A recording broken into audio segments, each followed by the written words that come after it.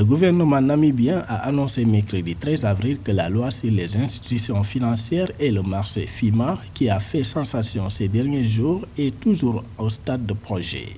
Selon le ministre des Finances Limpopo Chimi, l'autorité de surveillance des institutions financières de Namibie est toujours en consultation concernant la loi. S'exprimant devant le Parlement, le financier de l'État a soutenu bien que le but d'un fonds de retraite soit d'accumuler et de faire fructifier l'épargne pour les besoins financiers futurs, l'histoire de la préservation est médiocre dans le contexte namibien. Selon les informations, la pomme de discorde actuellement est le règlement de supplément de fixation de prix RFR 510 qui vise à rendre obligatoire pour tous les membres d'un fonds de retraite qui sortent de ce fonds de conserver un minimum de 75% de la prestation à laquelle le membre aurait eu droit en vertu des dispositions de la loi sur les fonds de pension.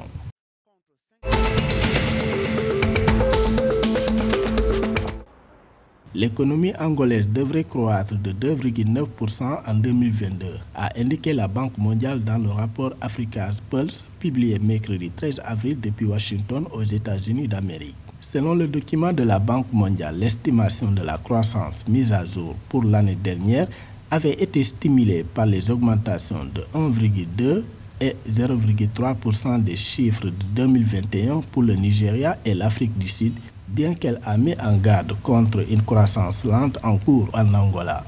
L'économie de l'Afrique subsaharienne devrait croître de 3,6% cette année contre 4% en 2021, a déclaré la Banque mondiale, avertissant que la hausse des prix des denrées alimentaires et de l'énergie alimentée par la guerre de la Russie en Ukraine pourrait déclencher des troubles civils dans la région.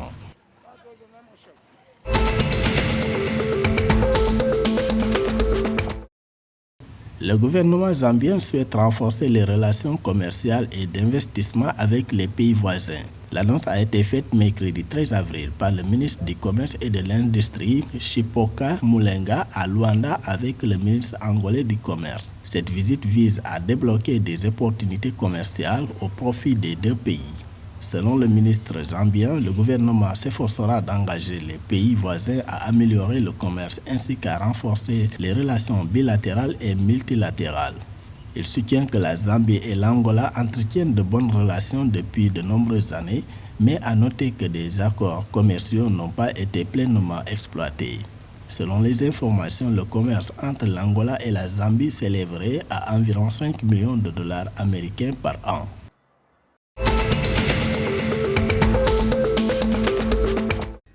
En Afrique du Sud, le président Cyril Ramaphosa a assuré aux familles et aux communautés touchées par les inondations au KwaZulu-Natal que le gouvernement leur fournira l'aide nécessaire, notamment de la nourriture et un abri. En visite mercredi 13 avril dans les districts du KwaZulu-Natal, à la suite d'averses dévastatrices qui ont laissé derrière elles une traînée de destruction, le chef de l'État a indiqué que le gouvernement provincial et national travaille pour répondre davantage aux effets des inondations. Ramaphosa a déclaré que la catastrophe était la pire que l'Afrique du Sud ait connue et a également exprimé ses condoléances aux familles de ceux qui ont perdu la vie. Selon les informations, des centaines de personnes ont été confirmées mortes dans la catastrophe et d'autres sont toujours portées disparues.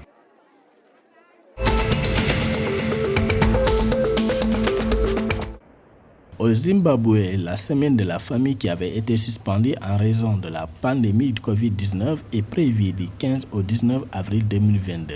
Selon les informations, cet événement annuel a pour but de susciter l'espoir des détenus d'avoir une autre chance de la vie. Il vise également à améliorer la réhabilitation des auteurs en amorçant leur réintégration dans la société grâce à une meilleure interaction avec les familles et les autres dirigeants de la société. Initialement, la semaine de la famille devait se tenir du 18 au 22 avril 2022 dans toutes les prisons et établissements correctionnels du Zimbabwe, mais elle a été reportée aux vacances de Pâques.